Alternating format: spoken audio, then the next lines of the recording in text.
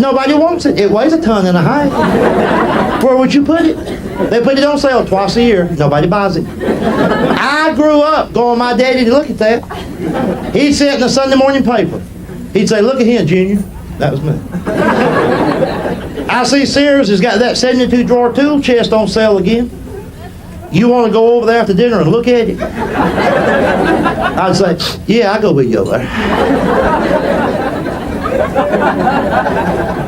See, I guess that that's what's really wrong with this country today. Sons don't go with their dads to look at toolboxes no more. I bet you that there's some of you in here that never went with your daddy to look at paneling. See? My dad didn't need no paneling. He just liked to look at it. He'd sit in the paper on Sunday morning. He'd say, look at here, Junior.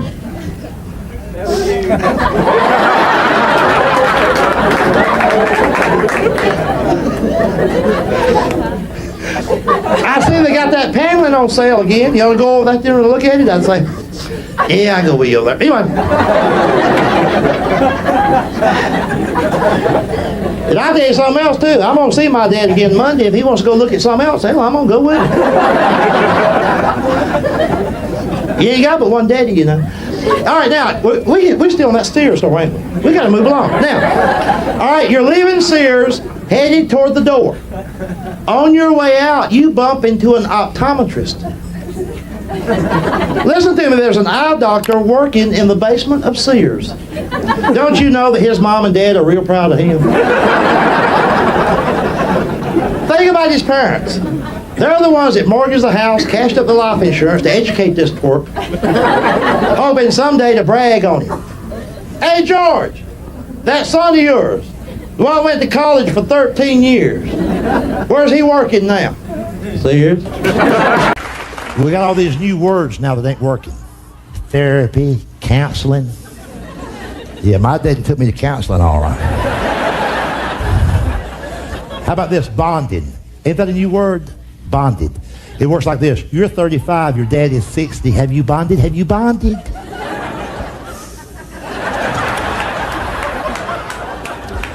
My father and I never bonded. We've posted bond for each other.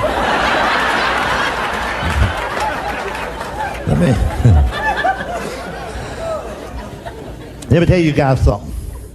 And here's how you know whether you got a good relationship with your dad. Think back when you was like 16 or 17 and you was dating somebody you was wanting to impress and you didn't want to drive your old piece of car on the date, so you kept begging your daddy to let you use his car. And you said, if you'll let me use your car, I won't drink. Liar, liar, liar. So he finally gives in and lets you use it. And you're almost home free. It's 2 o'clock in the morning. You dropped her off somewhere. Said, I'll be back. I'll get this car home. But just before you get home, the cops pull you over, take you in for driving under the influence, and tow your daddy's car. You're scared to death. You know your daddy is going to whoop your wife. You know he is. You've never been as scared in your whole life. You dread calling him. But even though you dread it and you're scared, it never occurs to you to call anybody else but your daddy. You tell the guys he's fingerprinting you down there, well, hurry up, I need to call my daddy. He'll come and get me. And here's what happens. Next thing you know, the years always go by quicker than we would like for them to, and you're 35 or 36. You got a family of your own. It's late Friday evening. You've mowed the grass. You got a cold beer in your hand. You settle down to watch a ball game, and the phone rings. And it's your dad. And his ass is in jail.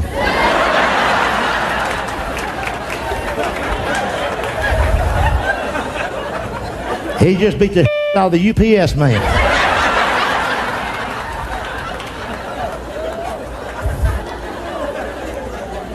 He had told that driver once before, if you back on my wife's flower bed one more time.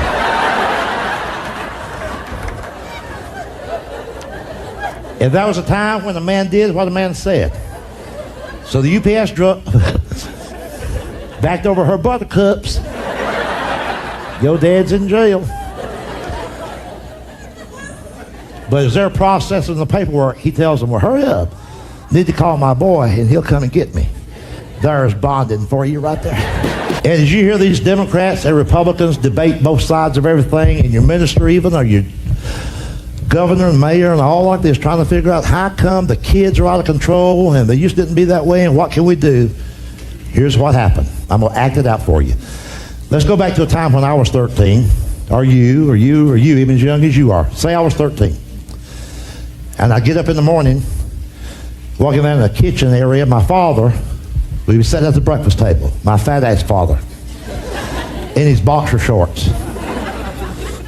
He'd be burping or belching. There'd be so much cigar smoke in there you couldn't see, it's just like fog. There's so much cigar smoke.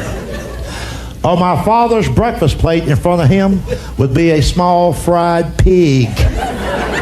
Pork, damn it, pork, fried pork. That's what's wrong with this country now. We've got a whole generation of Americans who have never heard the expression, sop it up. So you have that greasy breakfast, a lot of bread, white bread. You hear me? Damn white bread. Manly white bread. White bread. None of that modern day, all natural, multi-grain, dark brown, looks like a wad of dog bread. No. He had white bread and butter, real damn butter. His daddy ate butter, his granddaddy ate butter, and by God, he ate butter. None of this, I can't believe it's not butter.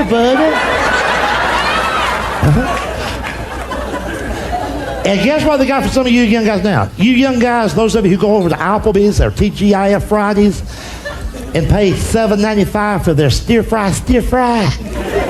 You know what stir fry is? Cauliflower, carrots, and broccoli. Same shit my daddy used to give to the hogs. They steam it in olive oil, charge you $8 damn. Not only are you a wuss, you a dumbass.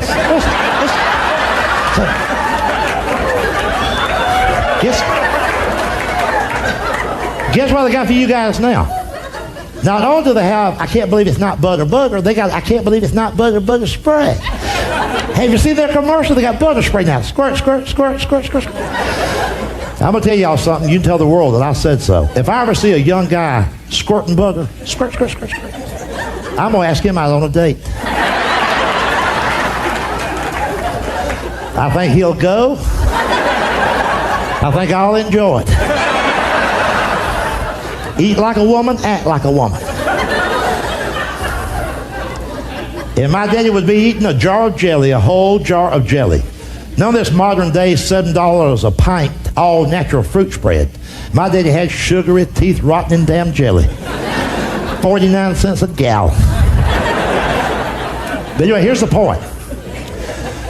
When he would catch a glimpse of me out of the corner of his eye, coming out of the bedroom, my daddy would start talking to me without even looking up from the plate. He said, boy, don't you even look in the kitchen because you're not going to eat this morning. You should have got your butt out of bed when your mother started calling you an hour ago. Now, why don't you grab those school books and get out by the highway and wait on the bus? Because if you miss school one more time, you ain't going to live to be 13. You can tell I love food. I tried every diet that don't work.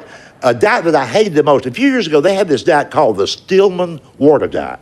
The Stillman water diet. You had to drink 18 glasses of water every 24 hours. I lost 2 pounds in one day. My bladder fell out. But I love good food. Have you noticed that young people today don't know how to eat real good? Young folks, they get politically correct of what they eat. I work and travel with other comedians. Some of these guys, bless their heart, these are weird guys. I mean, they're 25, 30 years old. We always stay at the same hotel. They'll call my hotel room and they'll go, we're going out running. You want to go? And I'm like, do what? We go run. You going? I'm like, no. But if you happen to cross a Krispy Kreme, you can bring me something back, you know.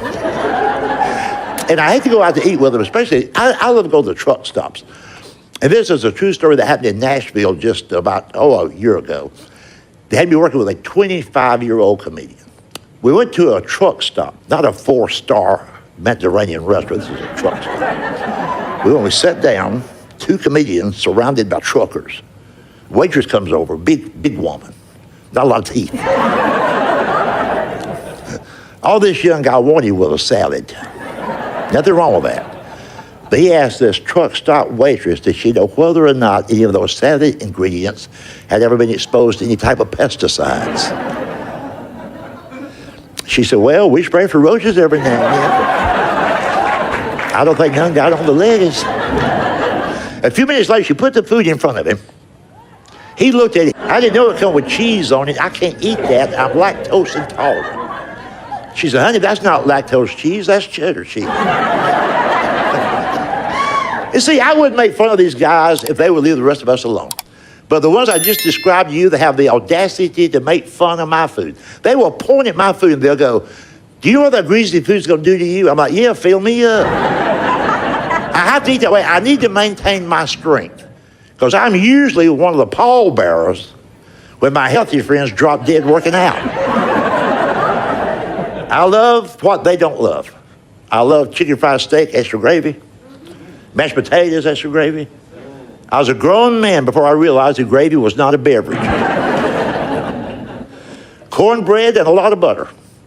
When I say butter, I eat real butter. You young folks, get yourself some real butter. Stay away from that phony stuff.